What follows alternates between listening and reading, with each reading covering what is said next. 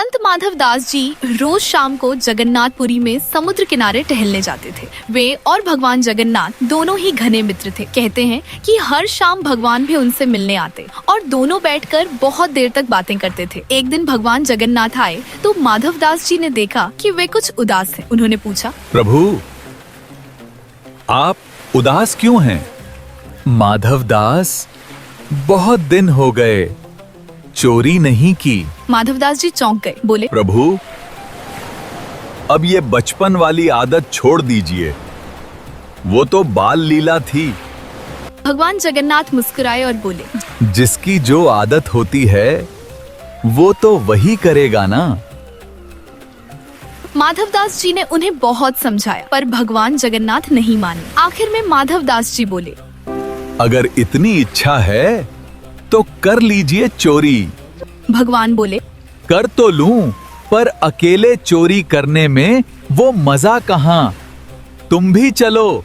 माधवदास जी बोले, कहाँ प्रभु? भगवान बोले, चोरी करने। माधवदास जी घबरा गए, बोले, प्रभु, हमें चोरी करना नहीं आता, हमने तो सारी जिंदगी बस भजन किया है। भगवान हंसकर बोले, बस मन बना लो, चोरी करना हम सिखा देंगे, थोड़ी फुर्ती चाहिए और कुछ नहीं। आखिरकार माधवदास जी मान गए। उन्होंने पूछा, लेकिन प्रभु, ये तो बताइए चोरी कहाँ करनी है? भगवान बोले, जगन्नाथपुरी के राजा के बगीचे में, वहाँ बहुत सुंदर फल लगे हैं, पर वह हमें भेजते नहीं। माधवदास जी बोले, प्रभु, चोरी क्यों?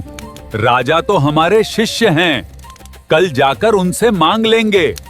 नहीं, चोरी करके पाने का मजा ही अलग होता है। दोनों राजा के बगीचे में पहुंच गए। भगवान जगन्नाथ ने कहा, अब इस पेड़ पर चढ़ो और हाँ, धीरे से बोलना। माधवदास जी पेड़ पर चढ़ गए। भगवान बोले, फल तोड़कर नीचे गिराओ। माधवदास जी जोर से बोले, प्रभु, ये वाला तोड़ूं या वो वाला?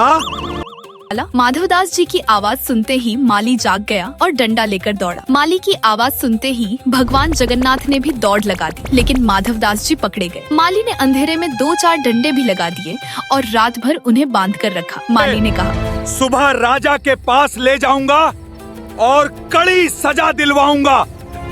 माधवदास जी इधर उधर देखने लगे। माली ने पूछा, क्या देख रहे हो? साथ में कोई और भी है क्या? माधवदास जी ने कहा, अरे कुछ नहीं, लेकिन मन में सोच रहे थे जो मुझे यहाँ लाए थे वे कहाँ चले गए। सुबह माली उन्हें राजा के पास ले जाने लगा। रास्ते में ही राजा मिल गए। उन्होंने देखा कि उनका गुरु बंधा हुआ है। राजा गुस्से में माली को डांटने लगे। माधवदास जी बोले, इसे कुछ मत कहिए, जब हम ऐसा काम करेंगे तो सजा तो मिलेगी ही। राजा ने पूछा, आपने क्या किया?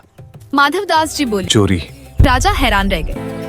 आपने चोरी क्यों की? माधवदास जी बोले, कुसंग में पड़कर सब करना पड़ता है। राजा ने पूछा, किसका कुसंग? ये बात महल पहुंचकर बताऊंगा।